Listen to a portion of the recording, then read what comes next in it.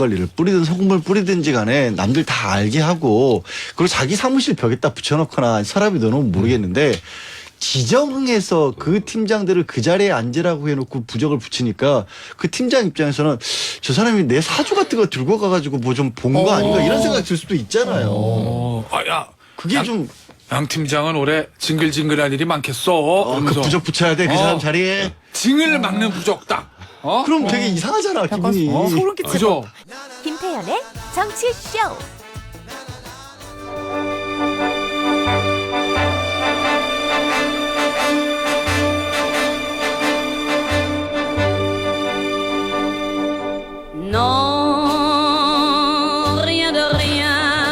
김태현 정치쇼 최고의 시그니처 코너 탑 오브 탑 신삼변 시대. 오늘은 이름이 또 바뀌었어요. 주문지 세 분의 변호사 모셔보겠습니다.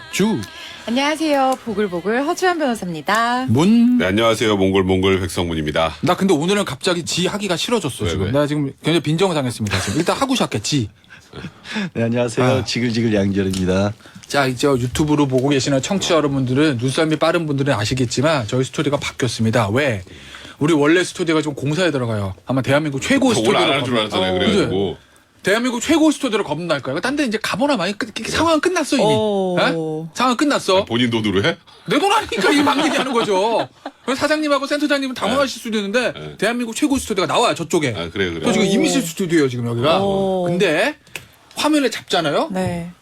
지금 원래 양지원 변호사 자리가 이제 저 백편 옆으로 왔잖아요. 안 보이는데. 자기 지금 안 잡히려고 밖으로 나간 거 알아? 처음에 화면을 봤더니 반만 잡히더라고. 원래 보통 사람들은 화면을 잡히려고 안으로 들어오잖아. 그치. 야, 백, 너 가봐 이러고. 밖으로 나가 막. 면도를 못 하고 왔어요. 어? 면도를 못 어머. 해서 우리 시청자분들에게 지저분한 모습 보여드리고 싶지가 않았어요. 근데- 나는 머리 아까고 모자 써도 내가 뭐가 돼 그러면. 당신은 원래 지저분하잖아. 안 잡히려고 나가야 돼. 빈정상인데 더 빈정상하고 있어. 그러니까 우리 감독님이 밖에서 원샷을 잡아주시네. 원샷. 그럼 뭐야? 얘 양변의 원샷을 받기 위한 큰 그림? 아니에요. 피할 수 없습니다. 아, 원샷. 오늘 그냥 살롱지 계속 원샷으로 가는 거예요. 네, 오늘 뭐 저 처음부터까지 살롱드지로 같이 그냥 가 그냥 먹자. 그걸로. 오늘 저 화면에 백별 안 나오는 거야 이제. 아, 좋아. 아주 양변 좋아. 원샷으로 하는 거. 예. 청취자분들 좋아할 거예요. 백별 화면에 안 나오는 거. 자, 엄세현님, 테디 출석해요. 오늘은 제가 제일 좋아하는 코너의 신삼변시대 하는 날이네요. 오늘도 2시간 잘 부탁해 하셨는데 중요한 사실은 엄세현님의 사연 도착 시간은 2023년 2월 17일 아침 7시 1분 59초다. 시작부터 그냥. 이거 저희가 달리셨네요. 오프닝하고 광고 나갈 때 들어오는 엄세현님 오늘 2시간 아주 재밌을 겁니다. 오늘 한변시대도 아이템이 또 기가 막혀요. 자, 태정아님, 이 시간을 기다려준 이유. 저 대신 속 시원해 입담 테디와 신삼변. 좋은 소식이 아니라 기다려지면 안 되는 건데 금요일은 꼭 듣게 되는 코너예요. 그리고 살롱드지 항상 기다립니다. 0609님 탑 오브 탑 곱하기 6 신삼변 시대. 월화수목 재미는 있지만 답답하기만 한 정치와 경제 얘기에 지쳐갑니다. 주말을 앞둔 금요일 8시부터 1시간 또 힐링 감사합니다. 이거 읽어? 왜 안 읽으세요? 지워버리잖아요. 바로. 어떻게 읽으실지 읽어줘. 기대했어요. 읽어줘야죠. 아, 내 마음속의 대통령이래요. 김태현이. 그렇지. 내 마음속의 대통령 김태현 너무 화이팅. 좋아하시는 거 아니에요? 예. 당선. 예. 감출 수 장기 없는 집권. 표정. 예. 장기 집권입니다. 이제 장기 집권 시작된 거예요 오늘부터. 오늘은 아이템이 많은데 첫 번째 요거 야, 싱크대 및 돈 뭉치? 싱크대 및 돈 뭉치 엄마 거 아니야? 싱크대 아빠 기사. 아니 엄마가 싱크대에 돈뭉치를 둬요? 그 밑에다 숨겨놔요 돈뭉치? 아니 그러니까 싱크대를 제일 많이 집에서 재현 씨가 관장한- 그래? 재현 씨가? 아니 내 얘기는 싱크대 밑에 돈을 붙여놔? 아빠 책상 밑에 돈 뭉치는 아빠 거. 어. 아빠 싱크대는 아무래도 엄마들이 많이 하시면 어. 엄마 거. 뭐 이런 심플한 참 아닌가? 테디답다 정말. 단순해. 단순해. 정말 단순해. 정말. 자, 첫 번째 사연. 예. 아, 이게 참 만약에 나였으면 어땠을까라는 생각이 절로 드는. 그냥 가졌지 뭐. 그 기사로 안 나왔죠. 아니 당신도 가졌을 거 아니야. 아, 사실. 저는 저 경찰서에 갖다 주면. 아이 거짓말하지 말고. 자, 울산의 한 아파트에서 2,400만 원에 나왔는데 이게 어디서 나왔냐? 이제 아파트에 살던 세입자가 이사를 가려고 이사하면 이제 당연히 이삿짐 센터 직원들이 와서 이제 짐을 챙기잖아요. 짐을 챙기는 과정에서 이삿짐 센터 직원이 이 사람도 참 착하네. 일단 이삿짐 센터 직원 1번으로 찾게요. 네? 저 싱크대 서랍장에 현금인데 이거 왜 안 챙기셨어요? 아, 착하다. 뭐, 오. 나 깜짝 놀랐어. 나는 전에 어떻게 생각했냐면 펩시가 나와서 네. 내가 새 전셋집에 들어갔는데 네. 어. 거기 싱크대에 돈이 있더라. 있었다. 그럼 전 주인이 두고 간 거 네. 요건데 내가 살다가 2년인지 4년 살다가 이사 갈 때잖아. 이사 갈 때예요. 그러면 전에 전주인일 네. 수도 있는 거고 몇 년을 여기다 뒀다는 거잖아요. 그러니까 일단 이삿짐센터 직원이 네. 세입자한테 그런 얘기를 했는데 그러면 보통 세입자가 감사합니다 그러고 이제 갔죠. 그게 당연히 보통 자기 거지. 근데 갑자기 이 세입자가 그거 제 거 아닌데요? 그래서 이 세입자가 경찰에 신고를 한 사건입니다. 야, 요새 적은 돈이 아닌데 2,400만 원이네. 이거 만약에 세입자 가져가면 감옥 가요? 진짜 질문 수준 봐. 감옥까지. 감옥은 아닌가? 죄는 되는 거죠. 죄는 될 것 같아요. 네. 감옥까지 갈 것 같지는 않지만 이걸로 실형을 살 것 같지는 네. 않지만 근데 이걸 제가 조금 고민했어요. 그러니까 왜냐하면 지금 상황이 일단 점유이탈물 횡령죄가 되려면 타인 소유, 타인 점유여야 되잖아요. 그러니까 다른 사람이 소유하고 다른 사람이 가져가야 된다. 근데 지금 이 사람 세입자가 만약에 집에 있는 상태에서 이게 발견이 됐다고 하면 자기가 점유하는 상태일 수 있잖아요. 그러면 그 방탄소년단 전국 외교부 모자 사건처럼 횡령이 될 수도 있다. 단수 횡령이. 근데 만약에 이사하는 과정에서 이게 발견이 됐다고 하면 점유를 이탈한 상태로 볼 수 있다면 점유이탈물 횡령이 되지 않을까. 이렇게 좀 고민을 해봤습니다. 갑자기 막 어려워진다 막. 근데 실제로 이게 세입자가 제 건데요 하면 이게 경찰서 갈 일 있었겠어요? 현금이니까. 자기 집에서 발견됐는데? 그렇지. 아니 근데 왜냐면 이게 전에 살던 분 거잖아요. 네. 예를 들면 그 전에 살던 분이 이거를 차주를 안 오줬다는 얘기는 최소 2년. 최소 2년에서 지금 뭐 저 임대차법 개정돼서 한 4년까지는 공중에 붕 뜬 돈이거든. 그렇죠. 이 돈 주인이 잊어먹은 거야 이거를. 그리고 완전히 그게 잊어먹은 거죠. 그게 초점인 것 같아요. 이 사건의 핵심이 이사 들어갔는데 발견한 거면 저도 찜찜하다는 생각을 할 것 같은데 그렇지. 살던 집에서 나왔으니까 누가 뭐라 그래도 괜찮을 것 같은 상황이었는데 이분 정말 착하세요, 진짜. 인정. 그러면 이게 누구 돈이에요 지금? 이제 경찰이 돈 주인을 찾아야 되잖아요. 그러니까 이제 집주인한테 연락을 합니다. 요 전에 누가 살았는지부터 체크를 하기 전에 일단 집주인 당신 돈 아니냐? 아 저는 그렇게 큰 돈 그거 제 거 아니고요. 아 근데 그 전에 살던 세입자들은 제가 연락처가 없네요. 이렇게 얘기를 했어요. 그러니까 경찰은 이제 이 돈 주인을 찾으려면 요 전에 이 집에서 살던 사람들을 추적해 나가야 맞아, 되잖아요. 그래서 그 전에 10년 동안 이 집에 살았던 4명의 세입자를 확보를 합니다. 그래서 이제 연락을 해보니까 두 번째 살던 사람 아니면 세 번째 살던 사람이 이 돈의 주인일 가능성이 많다. 이게 둘 다 좀 애매하게 얘기했어요. 한 명은 이제 두 번째 세입자였던 60대 여성이 아 제가 직업 특성상 현금으로 월급이나 보너스를 받는 경우가 많은데 제가 은행 갈 시간이 없어서 5만 원권 100장씩 금액이 적힌 은행 띠지 있잖아요. 띠지로 묶어서 싱크대 밑이나 장롱 안에 종종 보관해 둔 적이 있었습니다. 이렇게 얘기를 했고 월급을 받아도 찌찌를 못 보냈다. 거의 추리 소설이에요. 이제 세 번째 세입자였던 50대 남성. 아 그 집에 아버지가 사셨는데요. 아버지한테 매달 제가 현금 200만 원, 250만 원 정도 생활비로 드렸었거든요. 근데 그 아버지가 현금만 따로 모아두셨던 것 같아요. 그래서 지금 이 돈 주인 후보가 2명입니다. 현금으로 부모님 생활비를 드렸다. 현금으로 월급을 받았다. 뭐 요건데 뭐 정황상 전혀 불가능한 일인 것 같진 않은데 결국 입증이 관건이잖아요. 이거 하면. 그렇죠. 입증이 이제 경찰이 한다기보다 이제 자기가 해야죠. 자기가 세입자가 어떻게 이게 내 건지 입증을 해야 될 텐데 이게 자기 거면은 알 거예요. 근데 그렇죠. 지금 두 번째 세입자가 좀 굉장히 얘기를 잘한 것 같아요. 왜냐하면 이 현금이 발견된 상태가 5만 원권 100장씩 두 묶음 또 90장 요렇게 하고 그리고 한 묶음이 90장 한 묶음이 은행 띠지로 묶인 채 다발로 보관된 상태에서 발견이 된 거예요.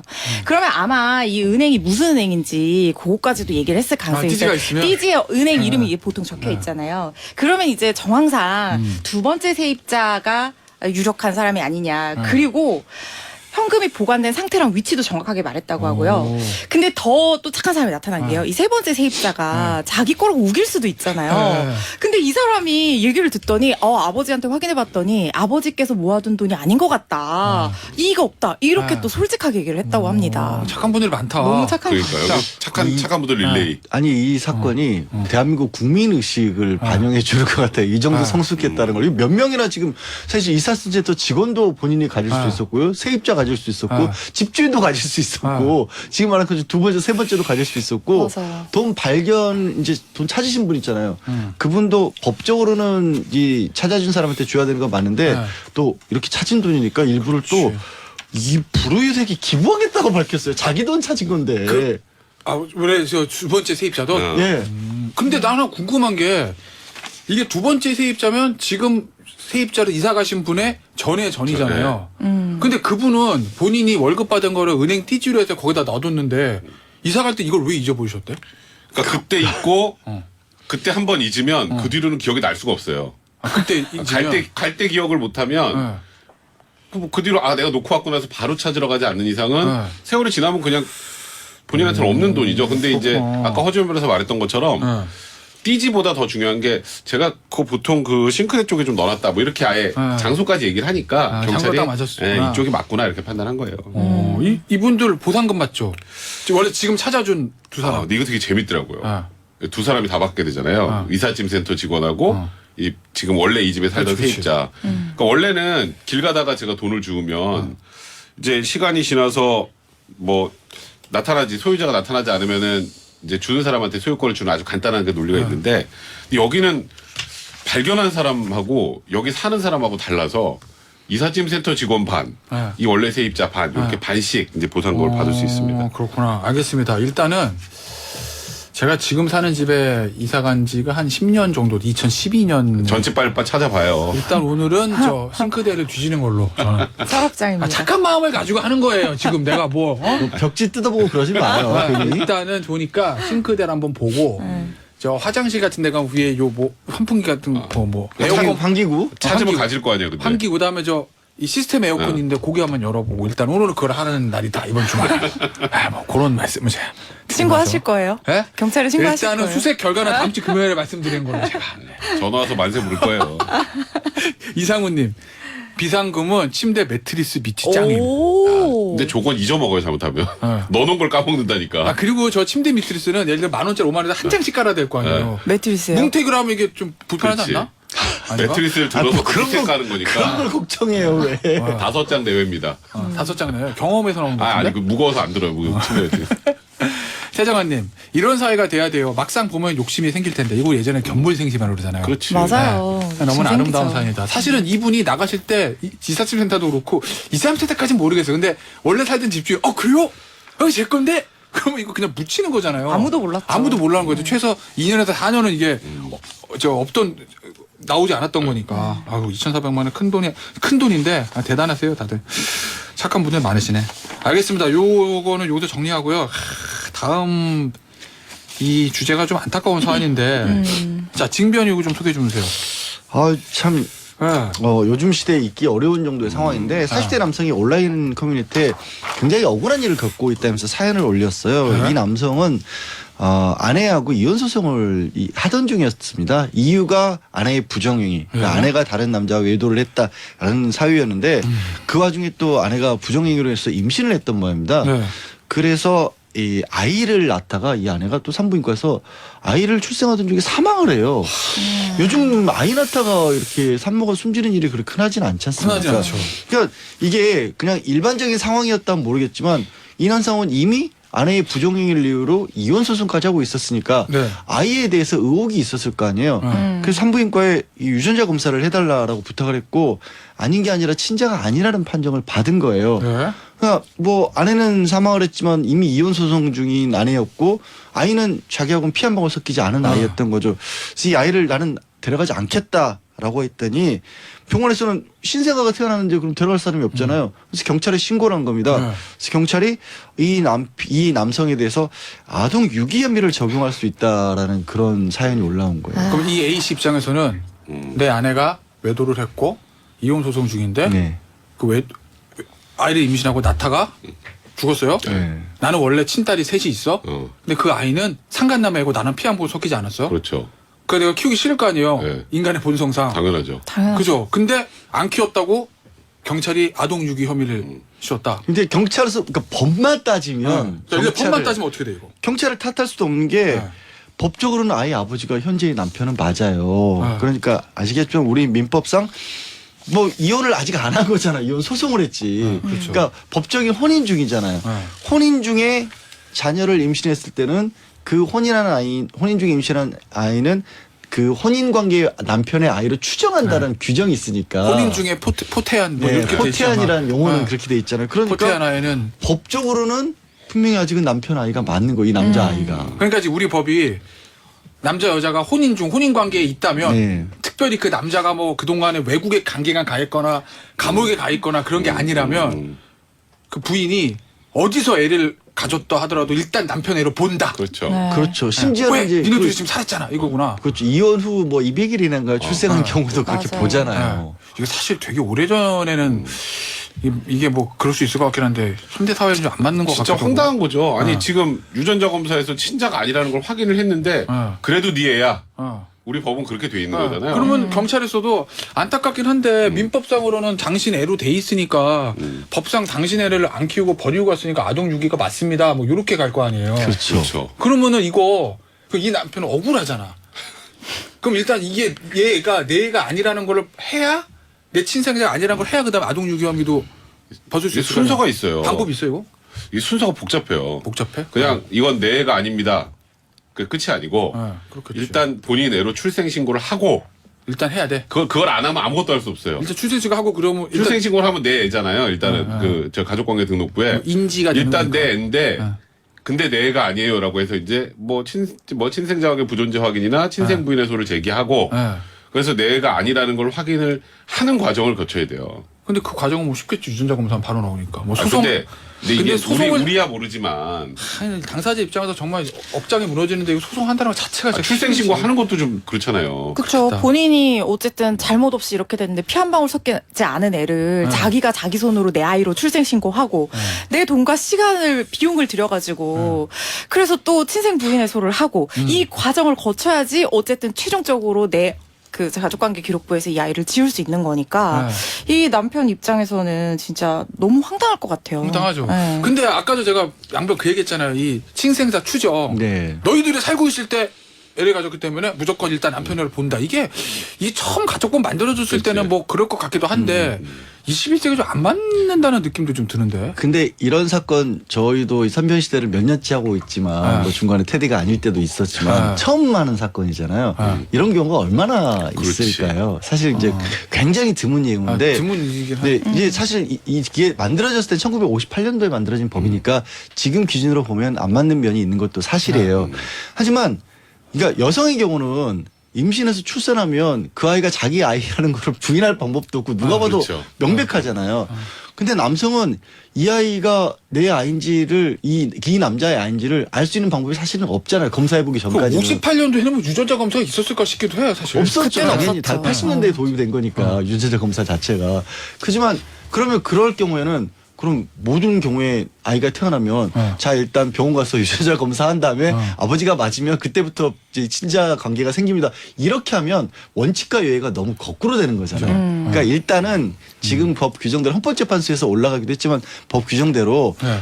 출생신고 친자로 추정을 하고 나중에 아닌 경우가 예외적이니까 예외적인 경우에 빠져나갈 수 있게 법을 만들어 놓은 게 지금은 그대로 유지를 하자는 게 입장이에요. 그러니까 이제 우리가 소송까지 제기해야 될 필요가 있을까? 지금처럼 과학기술이 발달한 사회에서 이미 알고 있잖아요. 그러니까 유전자 검사 등을 통해서 친자가 아닌 명확할 때는 뭐 출생신고를 하지 않아도 되는 방식으로 무언가를 법을 아주 간단하게 그 부분만 예외 규정만 두면 되는데 절차를 간명하게. 네, 야, 그러니까 이거 내 아이가 아닙니다. 그럼 확 바꿔주고. 추정 이렇게. 받고 출생신고하고 소송해서 그래서 겨우 내가 아닌 거를 법적으로 만들어내는 과정은 너무 지난하잖아요. 우리가 너무 쉽게 할 수 그럼 있는데. 고통스럽지. 그러니까 우리도 사법시험 볼 때 정말 어려웠던 게 친생 부인이냐 친생자 관계 존부 확인이냐 뭐 되게 복잡한 소송인데 다 필요 없잖아요. 지금 사실은 유전자 검사 한 번이면 끝나니까 99.9999 이거 그럴 나오는데. 필요는 있어요. 알겠습니다. 자, 근데 문자는 지금 뭐가 많이 들어오냐면 아이. 상간남 얘기. 이 애 친아빠는 어디서 뭐 하고 있냐? 친아빠는 책임이 없냐? 뭐 이런 얘기들 나오거든요, 지금. 저는 상간남 당연히 책임져야 된다고 생각해요. 지금 아이 어쨌든 자기의 행위에 대한 책임을 져야 되는 거잖아요. 자, 그런데요. 네. 우리 밖에서 지금 남 PD가 손을 들고 있습니다. 안녕 하고 있어요. 사부야 합니다. 알겠습니다. 준비하고 올게요. 있겠습니다. 네.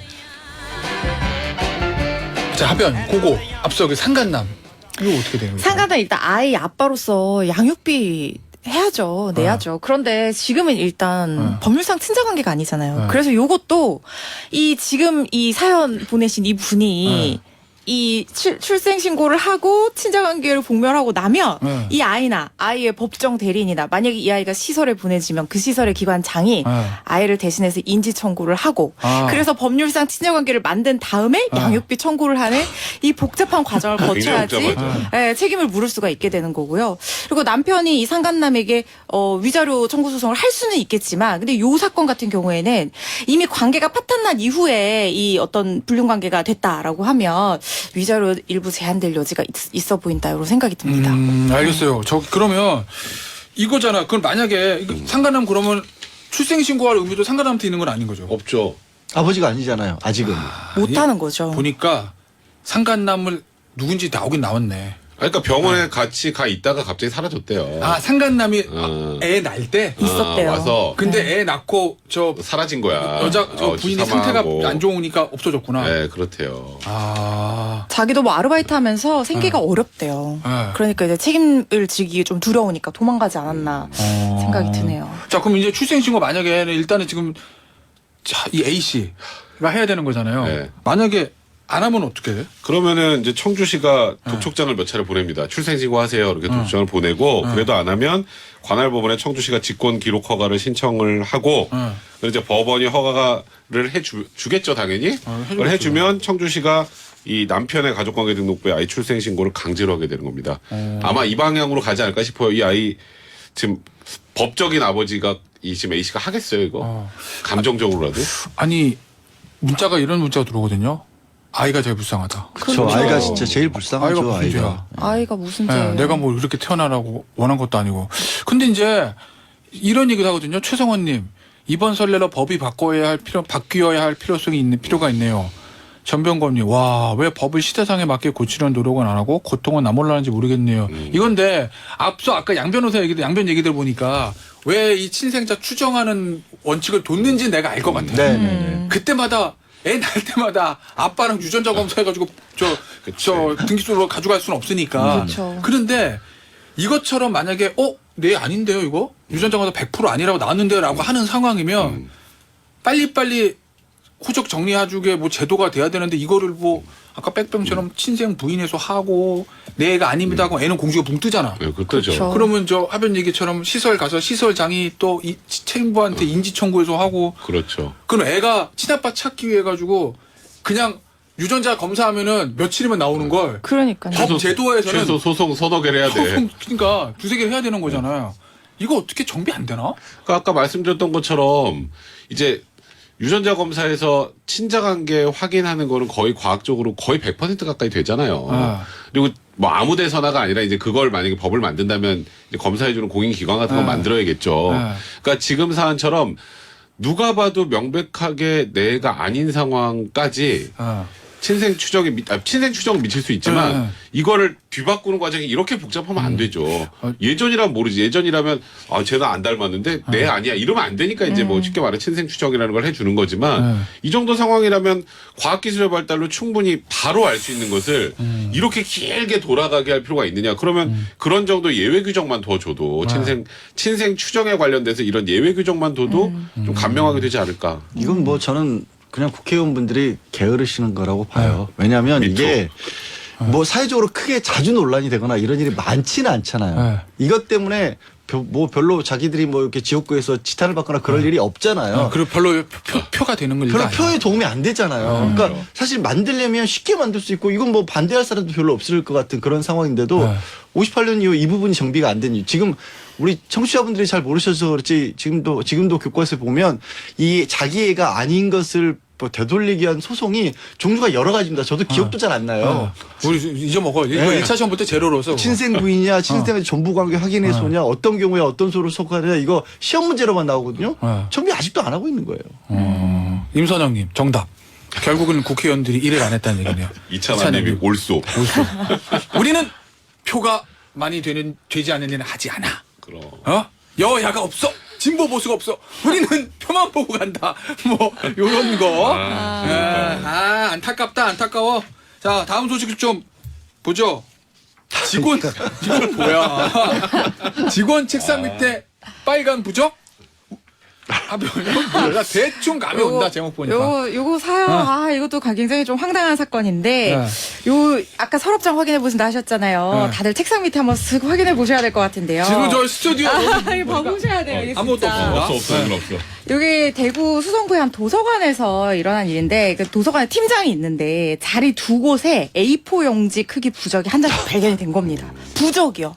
아니 근데 내가 부적 많이 봤는데 부적이 사실 손바닥만 하는데 보통 A4 A4 용지가- 이만한 거. 진짜 오. 적어요, 지금. 네. 엄청 큰 건데 발령받은 직원이 이 비어있던 책상을 정리하던 중에 책상 아래 깊숙한 명에서 저렇게 노란 종이에 붉은색으로 한자 보면요 알아보기 힘들어요. 뭐 급할 급자, 뭐 네. 매산자, 법률 율자 네. 무슨 뜻인지 모르겠는 한자가 가득 쓰여 있고 육각성도 있어요. 그런 부려적이 발견됐는데 저게 재흉액부라고 하는 거래요. 제가 찾아봤거든요. 그러니까 아, 그래요? 애군을 막고 이제 흉을 없앤다 뭐 요런 부적인 좋은 거긴 건데 좋은 거네. 누가 붙였냐 이게 중요한 거잖아요. 도서관장이 직접 부착을 했다는 거예요. 지금 책상 밑에 네. 책상 위에는 안 뒀네 그래도. 밑에 몰래 붙여놓은 거예요. 이게 내부 공모에 대한 이 지원을 통해서 네. 내부에서 이제 공모해서 2019년에 관장으로 임용된 A 씨라는 사람인데 자기가 작년 10월에 팀장 2명한테 자리를 지정해주고 몰래 붙였다가 들통이 난 거고 네. 처음에는 계속 아니라고 하다가 나중에 시인을 했는데요. 이 사람이 평소에도 정초 이럴 때 되면은 막걸리도 뿌리고 소금도 뿌리고 막 도서관 안팎에 그런 행동을 했었다는 직원의 얘기도 있습니다. 그래서 전통 무속 신앙을 좀 좋아하시는 분이네. 그런 것 같아요. 네. 그리고 뭐 도서관 예산을 사적 목적으로 사용하거나 아니면 직원들을 좀 괴롭히거나 이랬던 지금 주장도 나와서 지금 문제가 됐었죠. 근데 이 관장이 본인도 이게 잘못한 줄 알았나 봐. 이게 어떻게 된 거냐면 처음에 이제 부적이 발견됐잖아. 이거 얼마나 황당해. 그래서 당연하지. 이제 직원들끼리 모여서 회의를 했어. 이거 누가 붙였냐. 근데 관장 전혀 모르는 척하고 있다가 이거 찾으려면 경찰에 신고하는 수밖에 없을 것 같아요. 그랬더니 관장이 이렇게 손을 내가 붙였다고. 경찰에 신고한다니까 이제 손을 들고 잦은 걸 한 건데 아까 허 변호사님이 저거 그 부적이 이제 뭐 애군을 없애주고 좋은 의미라고 했는데 일단 팀장 자리를 지정해서 해서 혹시 약간 우리가 보통 저주나 뭐 자기가 안 좋아하는 그거 아니냐는 얘기까지 돌았었던 그런 사건입니다. 그게 좀 찜찜한 것 같아요. 저도 예를 들어서 막걸리를 뿌리든 소금을 뿌리든지 간에 남들 다 알게 하고 그리고 자기 사무실 벽에다 붙여놓거나 서랍에 넣어놓으면 모르겠는데 지정해서 그 팀장들을 그 자리에 앉으라고 해놓고 부적을 붙이니까 그 팀장 입장에서는 저 사람이 내 사주 같은 거 들고 가가지고 뭐 좀 본 거 아닌가 이런 생각이 들 수도 있잖아요. 아야 그게 좀 양 팀장은 올해 징글징글할 일이 많겠어. 그 그러면서 부적 붙여야 돼 그 사람 자리에. 징을 막는 부적 딱. 그럼 되게 이상하잖아 기분이. 소름 끼칠 그죠? 것 같아. 옛날에 사극 보면 왜 후궁들이 중궁전 그치, 막 그렇지, 막 그렇지, 던지고 그렇지, 막 그렇지. 거기 막 돌담 밑에 뭐 묻어놓고 하잖아요. 그렇지. 근데 네. 그게 되게 무서운 게 뭔가 내 아주 사적인 자리에 누군가가 와서 이런 주술적인 행위를 나 몰래 했다는 게 사실 알게 되면 굉장히 좀 소름 끼칠 것 같아요. 그렇지 않아요? 그렇죠. 네. 예. 그 인사회 열렸다는 거죠. 그렇죠. 인사이가 열렸어요. 야, 뭐, 대한민국 공무원 사회에서 인사위원회에서 부적이 올라오는 경우는 뭐, 많이 없는 것 같은데. 그렇지. 오! 잠깐! 이거 이름을 잊지 않겠습니다. 오. 제 책상에도 붙어 있어요. 저는 경리과죠. 여기는 여기는 아마- 돈 안 세는 부적인가? 그치. 사장님이신 듯 성함을 잊지 않겠습니다. 아 지금 책상 밑에 한 번씩 보세요. 지금 직장에 계신 분들. 소름 돋았어요. 찜찜하다 되게. 집중한데, 그 인사위에서 처분 뭐 어떻게 된 거예요, 이거? 법연. 이 사람 결국 정직 1개월 처분이 났는데 네. 혐의는 뭐로 본 거예요? 품위 유지 뭐 위반이다. 이렇게 애매해요.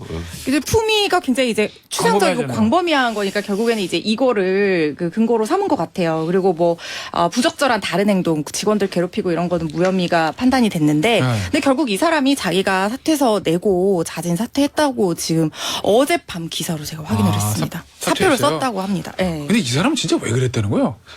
진짜 애군 막아주려고? 아니 뭐 본인 주장은 애군 맞고 네. 사무실에 발 문제 없게 하려고 했다는 건데 네. 그 말을 하고 붙이든가 그럼 차라리. 이게 사실은 약간 이 종교적인 문제랑 그렇잖아. 저 예전에 종교를 취재하셨던. 아니, 근데 왜냐면 부적에 대해서 굉장히 관대한 사람도 있을 수 있고 본인 그렇지. 어떤 성장 배경이나 종교에 따라서 좋아할 수 있어요. 붙여줘서. 고마워요. 아우. 그래?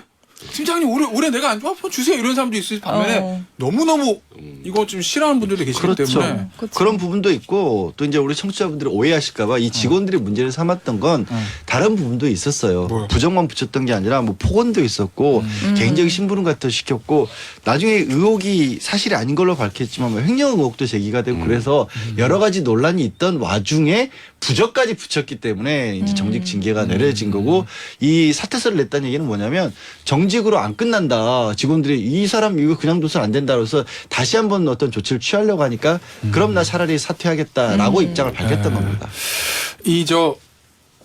또 문자 들어왔습니다. 안 읽겠습니다.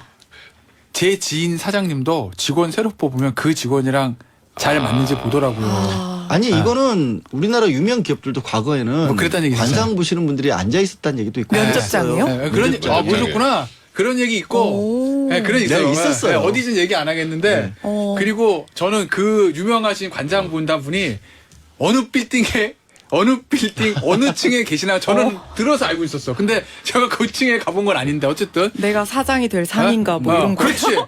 사장에 대해 회사 돈을 횡령을 할 상인인지 상인가? 보는 거지. 아니, 배신의 상인인지. 그것도 아니고 직원들 뽑을 때 면접관들 옆에 앉아 있으면서 저 친구는 들어오면 사고 칠 것 같아 이런 걸러내는 사람들이 있었다는 예전에. 거예요. 관상만 보고요. 네. 오, 예전에 있었어요. 대단한데. 예전에 있었는데 그런 소문이 많았지. 근데 뭐 이게 사실 이 무속, 뭐 사주 뭐 이런 것들이 글쎄 뭐 이게 좋다 나쁘다 딱 얘기할 수는 없는 것 같아요. 본인의 그 스타일에 따라서. 아니 뭐 사기업에서 직원 뽑는데 보겠다는 건 그건 글쎄 그것도 참 국가 권익위에서 보면 좀 문제를 삼을 수 문제 삼을 수 있겠네요. 있죠. 그렇죠. 그런 걸로. 그걸 기준으로 네, 삼으면 지금은 그렇겠죠. 예를 들어서 내가 직원 뽑는데 자 사주팔자 생일은 알 수 있잖아요. 저 사주는 시가 중요합니다. 몇 시에 태어난지 정확하게 쓰세요. 이러면 이거 너무 냄새 나는 거거든요. 그러면 여기 또 해요 우리가 방송에서. 예.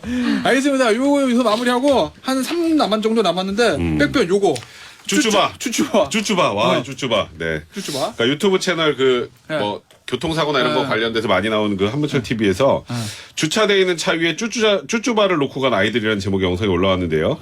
이 피해 차주에 따르면 지난해 여름에 지하 주차장에서 한 남학생 2명이 차량 본닛 위에다가 우리 말하는 쭈쭈바 튜브형 아이스크림을 놓고 사라진 겁니다. 오, 진짜. 그래서 또 주차장 안에 다른 차량 문을 열어보려고 시도하는 그런 모습도 있었고 네. 이제 그래서 이게 빈차 털이범 같다 이런 의심이 있었는데 네.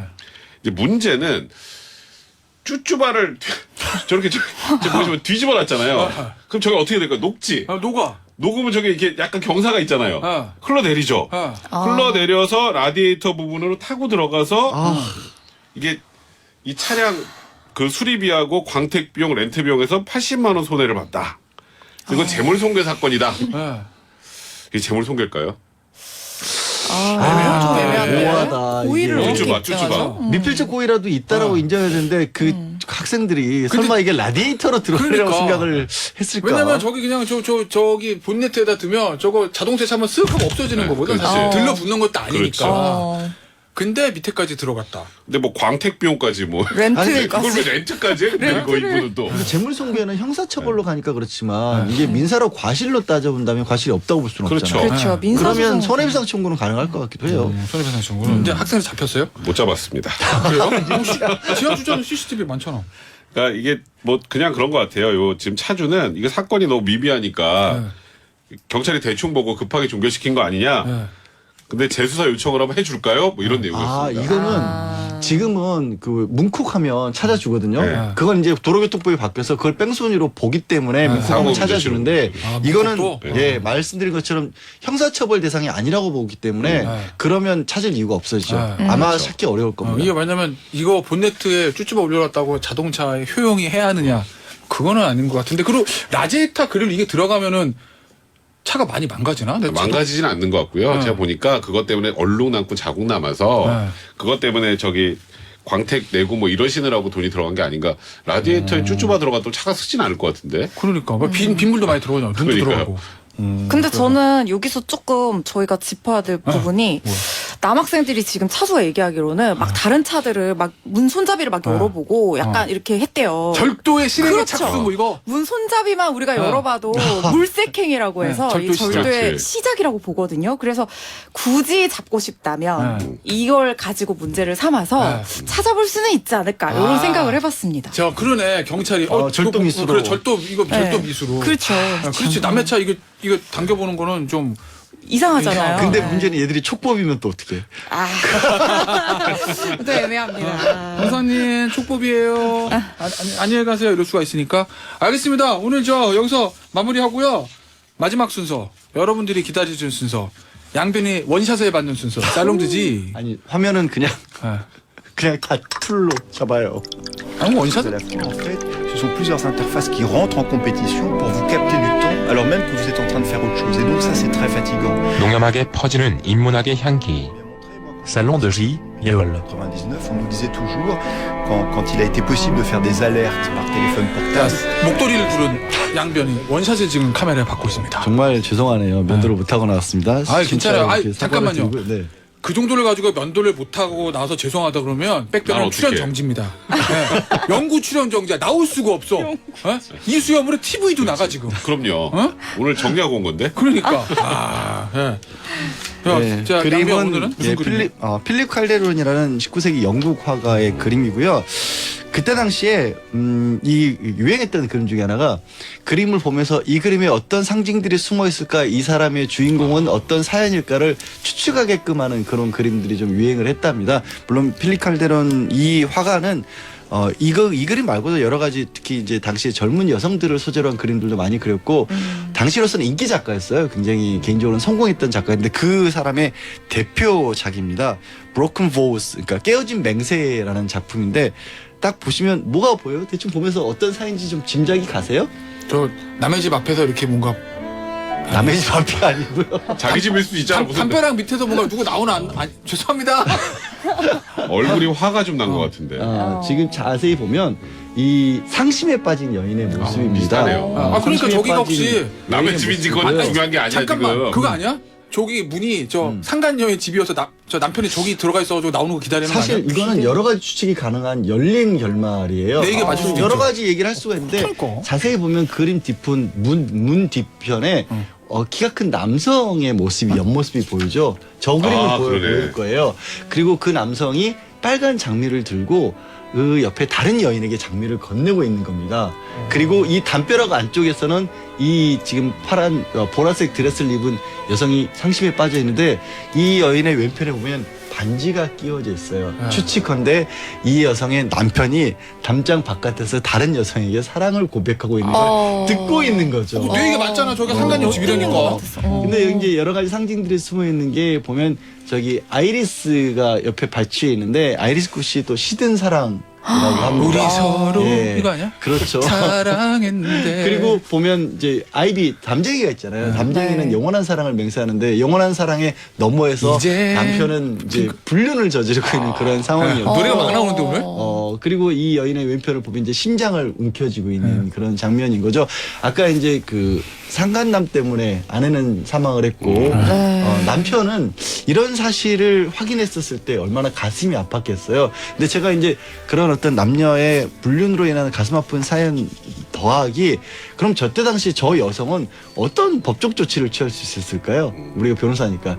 그러니까 19세기 전만 해도 전반기까지만 해도 저런 일을 겪었을 때 여성이 취할 수 있는 조치는 없었습니다. 그렇죠. 그러니까 이혼 소송이라는 것 자체도 제도적으로 없었고 이혼 소송이 있긴 해도 상류층이나 이용할 수 있을 만큼이 되게 좀 비싸기도 했었고 더더군다나 저때까지만 해도 여성의 경우는 사실상 남성의 소유물로 인정을 받았기 때문에 남자가 바람핀다고 이혼 소송을 제기할 수도 없었던 거예요. 여성의 권리라는 권리라는 것 자체가 심지어 미국 같은 경우도 20세기 초까지 이런 말 들으면 되게 화내시겠지만 여성을 남성의 소유물로 등기하던 제도까지도 있었거든요. 예. 그래서 저 때는 저게 이제 19세기 중반 그림인데 이전에 19세기 초반 같은 경우에는 남자들이 바람피다 걸려도 특히 상류층에서는 이제 여성들이 결혼할 때 지참금을 가지고 왔기 때문에 이혼하려면 지참금 돌려줘야 되잖아요. 그냥 집에서 나 몰라라 지참금 돌려주기 싫으니까 아내는 집에 버려두고 밖에 나가서 바람 피우는 남자들도 있었고 하류층 돈이 없는 남자들 같은 경우는 심지어 아내를 팔아버리는 일까지도 있었다라고 합니다. 그래서 법의 제도라고 하는 부분들이 좀 뒤따라주지 못했을 때 겪는 억울함 아주 극단적인 사례들이 있었던 시대죠. 그래서 갖고 와봤습니다.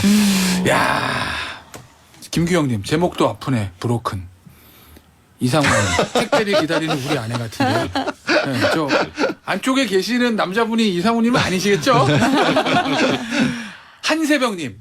저는 양변을 여러 프로그램에서 보지만 살롱지자 할 때가 제일 잘생겨 보입니다. 고맙습니다. 원샷을 저희가 주기 때문에. 근데 네. 말씀드리지만 양변이 저한테 그렇게 한 적이 있어요. 본인이 정말 많은 방송을 하지만 이 살롱지지 신사무지 이게 제일 좋고 제일 마음 편하다. 아, 정말요? 아니었어요? 그렇게 말 안 했어요? 맞아요. 네네네. 그러니까 책도 냈잖아요. 네네네. 제가 신예진님 보세요. 원샷 보려고 근데 읽기 싫다 근데. 양변에 탕비실에서. 원샷을 보려고 탕비실에서 뛰어다 컵을 엎을 뻔했다. 멋지시답니다. 늘 좋은 그림 감사합니다. 커피 보내드리고 싶어.